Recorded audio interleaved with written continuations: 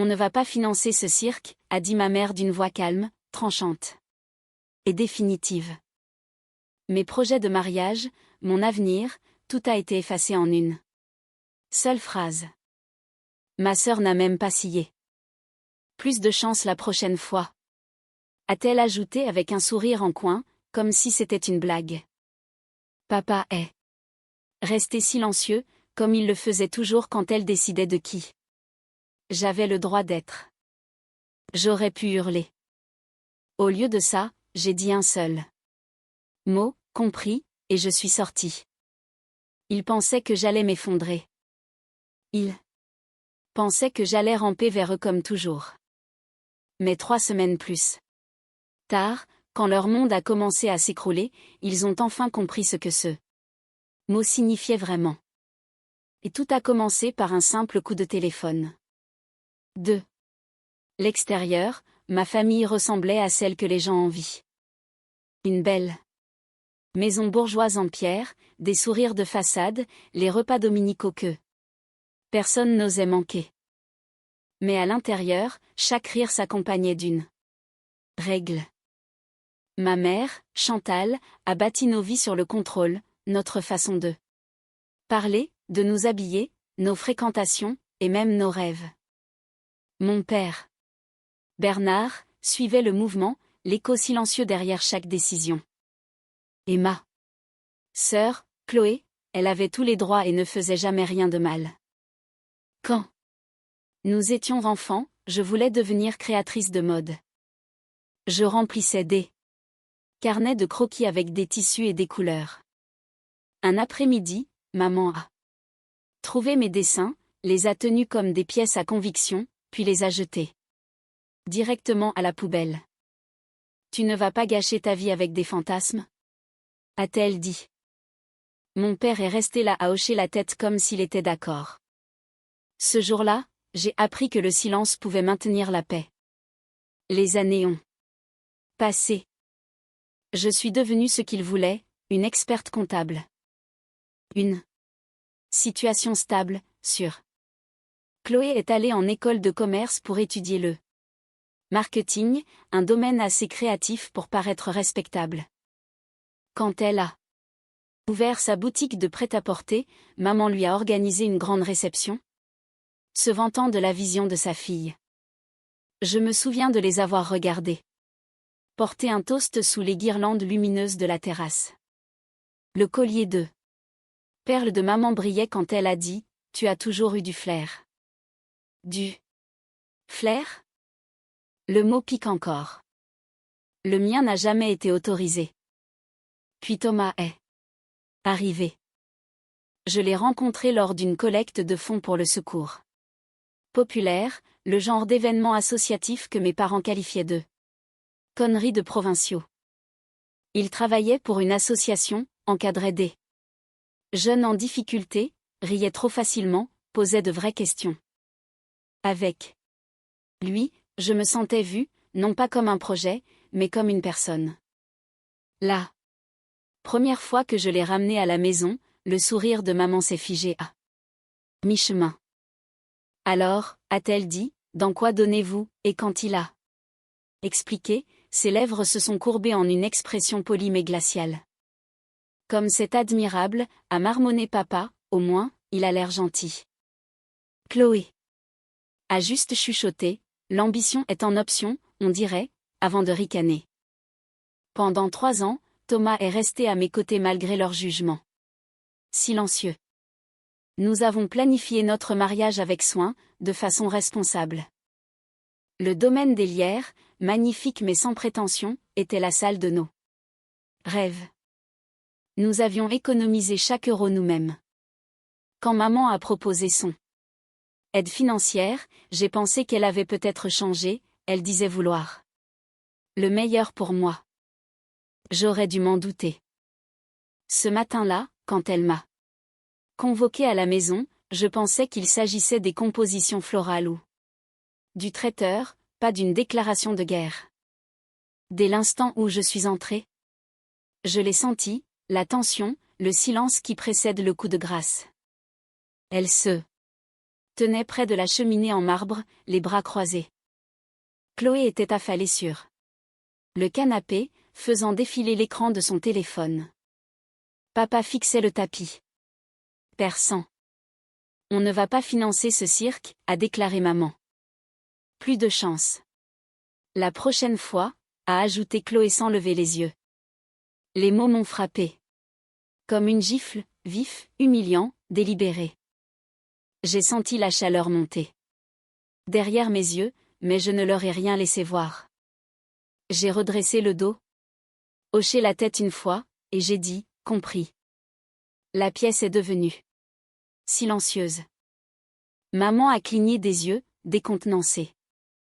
Chloé a souri avec arrogance, certaine que j'avais abandonné.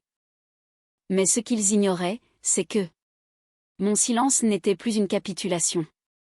Le trajet en voiture pour rentrer à mon appartement en centre-ville m'a paru interminable. Le ciel était bas, gris et lourd, le genre de ciel qui donne l'impression que le monde est plus petit. Mon téléphone a vibré tout le long du trajet, c'était Thomas qui appelait, mais je n'arrivais pas à répondre. J'avais besoin de ce calme, du bourdonnement de l'autoroute pour me stabiliser. Le temps d'arriver chez moi, mes mains avaient presque cessé de trembler. Les faire-part étaient posés sur le plan de travail de ma cuisine, un papier crème aux bordures dorées, nos prénoms imprimés côte à côte. Je les ai fixés pendant un long moment avant de balayer toute la pile dans un carton. Ce n'était pas encore de la colère, juste un engourdissement, celui qui pèse dans la poitrine comme une pierre. Thomas a débarqué ce soir-là, le visage inquiet mais plein de douceur.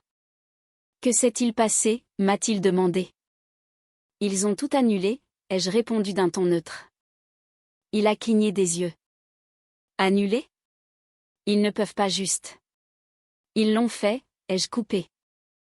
Ils ont appelé le domaine, le fleuriste, tout. C'est terminé.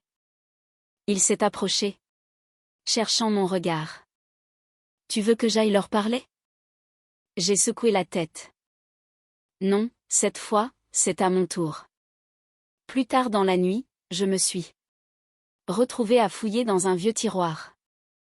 Tout au fond se trouvait mon carnet de croquis du lycée, celui que maman avait jeté des années auparavant et que j'avais récupéré. Les bords étaient cornés, les pages maculées de traits de crayons, des robes, des vestes tailleurs, des chaussures, toutes ces choses que j'aimais avant qu'elles ne me l'interdisent. J'ai suivi les contours d'un croquis du bout du doigt et j'ai ressenti la brûlure de quelque chose que je ne m'étais pas autorisée à ressentir depuis des années, la rébellion. Le mot « compris » résonnait dans ma tête. Avant, cela signifiait que je me soumettais. Ça voulait dire vous avez gagné. Mais pas cette fois. Plus maintenant. J'ai repensé à tous les « compris » que j'avais prononcés quand elle a choisi ma filière à l'université. Quand elle affirmait que la comptabilité était respectable, quand elle m'expliquait que l'amour devait rimer avec argent et statut social, chaque compris était un morceau de moi qu'elle m'avait volé. Cette nuit-là, j'ai dressé une liste, chaque compte, chaque paiement, chaque contrat lié au mariage. Quelque chose clochait, c'était trop précis, trop immédiat. On annule. Pas un événement d'une telle ampleur aussi vite sans préparation. J'ai appelé le domaine d'Hélière le lendemain matin. La coordinatrice a hésité avant de répondre, je suis désolée, mademoiselle Perrin, mais votre mère nous a déjà envoyé votre avis d'annulation signé. Mon quoi, ai-je demandé. Elle a marqué une pause. Il comportait votre signature. Le sol a semblé se dérober sous mes pieds. Je l'ai remercié, j'ai raccroché et j'ai fixé mon reflet dans l'écran noir du téléphone. Quelqu'un avait imité ma signature. Ma famille n'avait pas seulement annulé mon mariage, il m'en avait totalement effacé. J'ai conduit tout droit jusqu'au cabinet de maître Delphine Colin le lendemain matin. Elle avait été l'avocate de mon entreprise, perspicace et inébranlable. Le genre de femme qui semblait être née dans un tribunal. Quand je lui ai raconté ce qui s'était passé, elle n'a pas poussé de cri d'indignation ni froncé les sourcils, elle s'est simplement mise à écrire. « Montrez-moi les papiers », a-t-elle demandé. Je lui ai tendu tous les dossiers que j'avais, les paiements, les factures, le contrat original du domaine des Lières.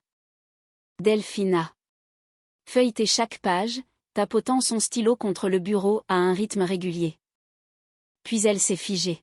« Ce formulaire d'annulation », a-t-elle murmuré en le brandissant. « Ce n'est pas votre écriture. » Je me suis penchée. Mon nom était là, étalé sur la page à l'encre d'une manière maladroite. Ma signature, sans lettres. Delphine a levé les yeux, le regard perçant. Quelqu'un l'a falsifié. Et s'ils ont utilisé vos informations bancaires pour effectuer des paiements? C'est un délit pénal. Le mot délit m'a frappé comme une gifle froide. Je n'avais plus seulement affaire à de la manipulation, c'était du vol, délibéré et calculé. Nous avons passé des heures au peigne fin à vérifier les moindres détails, chaque transaction, chaque retrait du compte joint dédié au mariage.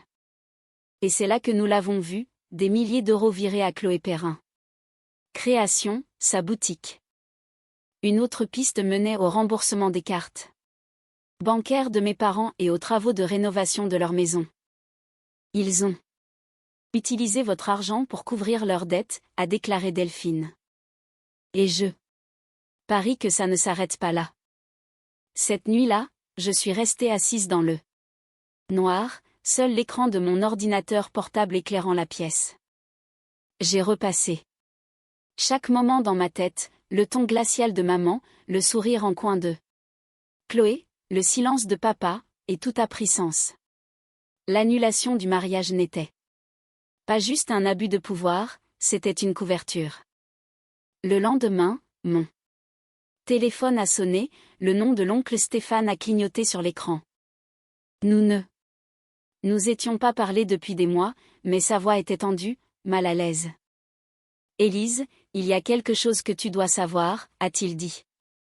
C'est au sujet de l'héritage bloqué de ton grand-père. » Je me suis figée. Qu'est-ce qu'il y a avec ça? Il l'a mis en place il y a des années. 250 000 euros. C'est à toi, mais il ne se débloque qu'à ton mariage. Tes parents le géraient et ont fait des retraits dessus, j'ai vérifié les relevés moi-même. L'air a quitté mes poumons. Tu es en train de dire qu'ils utilisent cet argent depuis des années, a continué Stéphane doucement. L'entreprise de Chloé, les travaux de la maison, tout vient de ton compte. Si tu t'étais marié, cela aurait déclenché un audit financier complet, il devait t'en empêcher. J'ai plaqué une main sur ma bouche, ma propre famille ne m'avait pas seulement volé. Ils avaient détruit mon avenir pour le cacher. Après l'appel, je suis restée immobile pendant un long moment. La colère est montée lentement, silencieusement, comme une tempête se formant au-dessus d'une eau calme. J'ai ouvert mon ordinateur portable et tapé un message à Delphine, nous portons plainte. Puis j'ai chuchoté, pour moi seul, ils voulaient le contrôle. Maintenant ils auront les conséquences. La salle d'audience sentait légèrement le vieux papier et le bois encaustiqué. Des rangées d'inconnus chuchotaient. Derrière moi, le bourdonnement de la climatisation couvrant les battements de mon cœur. J'étais assise au banc des plaignants aux côtés de Delphine. Mes mains étaient serrées si fort que mes jointures me faisaient mal. De l'autre côté de l'allée centrale, ma famille semblait plus petite que dans mes souvenirs. Le brushing de maman était parfait comme toujours, mais ses perles ne brillaient plus de la même façon sous la lumière des néons. La cravate de papa était de travers. Chloé faisait défiler l'écran de son téléphone jusqu'à ce que l'huissier lui dise d'arrêter. Quand le juge est entré, tout le monde s'est levé. Affaire numéro 4721. Perrin contre Perrin, a annoncé le greffier. Ces mots ont piqué plus que je ne l'aurais cru. Delphine a commencé calmement.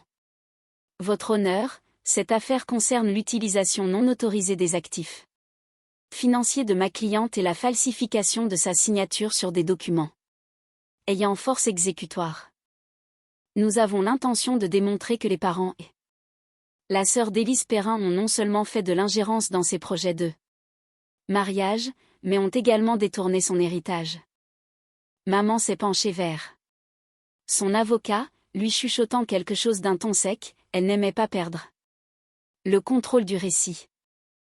Delphine a tout exposé, le formulaire d'annulation falsifié, les retraits bancaires, les paiements siphonnés vers la boutique de Chloé. Elle a fait passer des copies au juge, chaque page atterrissant avec un claquement sec et délibéré. Puis vint le tour de l'héritage, l'oncle Stéphane a pris la barre, l'air mal à l'aise dans son costume. Mon père, le grand-père d'Élise, a mis en place un compte d'une valeur de 250 000 € pour elle. Il devait être débloqué lors de son mariage, j'ai récemment découvert qu'il manquait des fonds. Qui les a retirés, a demandé Delphine. Il a dégluti difficilement. Bernard et Chantal Perrin. L'audience a bruissé. L'avocat de maman a objecté, non pertinent, ce fonds était géré dans le cadre du droit de la famille. Le ton de Delphine est resté calme, le droit de la famille ne couvre pas l'escroquerie. Les yeux de maman ont dardé vers moi, vifs et froids. Tu ne comprends pas, Élise, nous essayons de te protéger. Ce garçon, Thomas, il n'est pas de notre milieu, il t'aurait tiré vers le bas. J'ai soutenu son regard, me protéger en me volant. Sa voix s'est brisée. Nous n'avons utilisé que ce dont nous avions besoin, Chloé croulait sous les dettes. On ne pouvait pas la laisser faire faillite. Peut-être qu'elle aurait dû. Ai-je répondu doucement. Peut-être que ça lui aurait appris ce qu'est le sens des responsabilités. Chloé a tapé du poing sur la table, tu te crois meilleure que nous? Tu as toujours été la fille ennuyeuse de la famille, nos parents ont tout fait pour toi. Le juge a imposé le silence d'un ton ferme. Un peu de calme, s'il vous plaît. Delphine s'est tournée vers Chloé. Mademoiselle Perrin, vos parents ont-ils transféré des fonds depuis le compte d'Élise pour payer les dépenses de votre boutique? Chloé a hésité, son assurance s'évanouissant, je ne savais pas d'où venait l'argent. Vraiment? Delphine a levé un document, parce que cette facture pour la rénovation de votre boutique porte la signature de votre père et le numéro 2. Compte de l'héritage d'Élise. Le visage de Chloé a perdu toutes ses couleurs. Au moment où Delphine a conclu sa plaidoirie, tous les secrets étaient exposés. Au grand jour. Maman a essayé de jouer les martyrs, papa a marmonné des excuses peu convaincantes, et Chloé a pleuré dans un mouchoir qu'elle n'a pas vraiment utilisé. Quand le juge a finalement pris la parole, sa voix était posée, froide. Sans appel. Le tribunal donne raison à la partie civile. L'intégralité des fonds détournés doit être restituée immédiatement. Des dommages et intérêts supplémentaires de 50 000 € seront versés pour escroquerie et préjudice moral. Maman a eu le souffle coupé, les épaules de papa se sont affaissées. Chloé m'a dévisagé, totalement incrédule. Je n'ai pas souri, je n'ai pas jubilé, j'ai juste expiré pour la première fois depuis des mois. À l'extérieur du palais de justice, le ciel était dégagé, d'un bleu si rare qu'il semblait presque irréel. Il n'y avait pas de journalistes, pas de foule, juste le calme. Delphine s'est tournée vers moi, vous avez réussi. Je les ai juste arrêtés, ai-je répondu, c'est tout. Une semaine plus tard, je me tenais à nouveau au domaine des Lierres, sous cette même arche où les mots de ma mère m'avaient hanté. Mais cette fois, c'était mon moment. Les lumières du parc scintillaient doucement, les tables étaient recouvertes de nappes en lin blanc, simples et élégantes. Thomas m'attendait au bout de l'allée, sa cravate un peu de travers, son sourire indéfectible. Hugo m'a fait un signe de la main depuis le deuxième rang. L'oncle Stéphane m'a adressé un signe de tête fière. Et Delphine, qui ne souriait presque jamais, rayonnait. Quand la musique a commencé, j'ai senti ma gorge se serrer. Aucune mère pour ajuster mon voile. Aucun père pour m'accompagner jusqu'à l'hôtel, juste moi, avançant seul. Chaque pas résonnait comme la reconquête de quelque chose qu'on m'avait volé. Arrivant à la hauteur de Thomas, il m'a chuchoté, « Ça va ? » ?»« Ça va plus que bien, ai-je répondu, et je le pensais vraiment. Nous avons échangé nos vœux. Doucement, pas pour faire le spectacle, pas pour les autres. L'officiant nous a déclaré mari et femme. Et pendant un instant, je n'ai rien entendu d'autre que le vent dans le lierre et le faible écho des rires. De vrais rires. Après la cérémonie, je me suis éclipsée un instant, me tenant sous le même chêne où j'avais pleuré quand tout s'était effondré. J'ai levé les yeux vers les guirlandes et j'ai pensé à la façon dont le silence était devenu mon arme. Ma mère avait un jour qualifié mon mariage de cirque, maintenant, c'était la paix.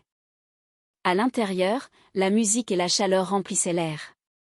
Thomas a attrapé ma main et m'a entraîné pour danser. Le monde est devenu flou, les visages, les lumières, tout le reste. Quand la soirée s'est terminée, j'ai écrit un dernier email. Simple, net. Chantal, Bernard, Chloé.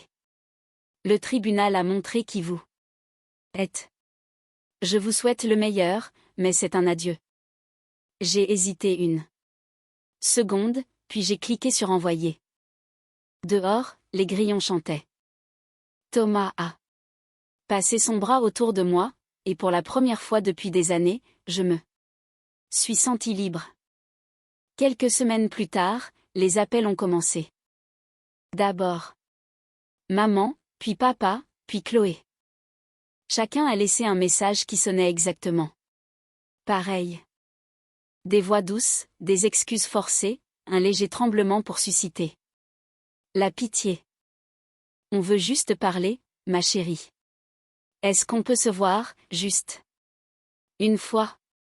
Les choses ont dégénéré. Je n'ai pas répondu. Le téléphone vibrait sur la table pendant que je pliais mon linge, que je préparais le dîner, que je vivais ma vie. Chaque vibration semblait plus faible que la précédente. Puis est arrivé le message vocal qui m'a fait marquer un temps d'arrêt. La voix de maman. Cassée et fatiguée. Ton père a perdu son emploi. La boutique de Chloé. C'est fini. On essaie de repartir à zéro. On a besoin d'aide. J'ai fixé le mur, je n'étais même plus en colère, je me sentais juste vide. Il m'avait déjà pris bien assez de choses. J'ai plus tard appris toute l'histoire, papa licencié. Après un scandale au bureau, maman travaillant à mi-temps dans un grand magasin, Chloé croulant sous les dettes.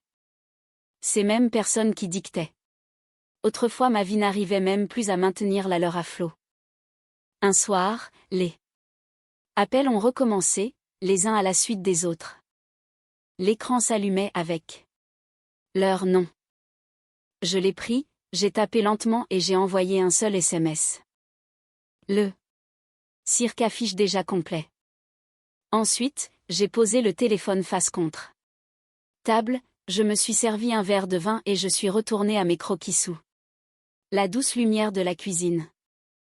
Le lendemain matin, la lumière du soleil inondait la pièce à travers la fenêtre, chaude et paisible.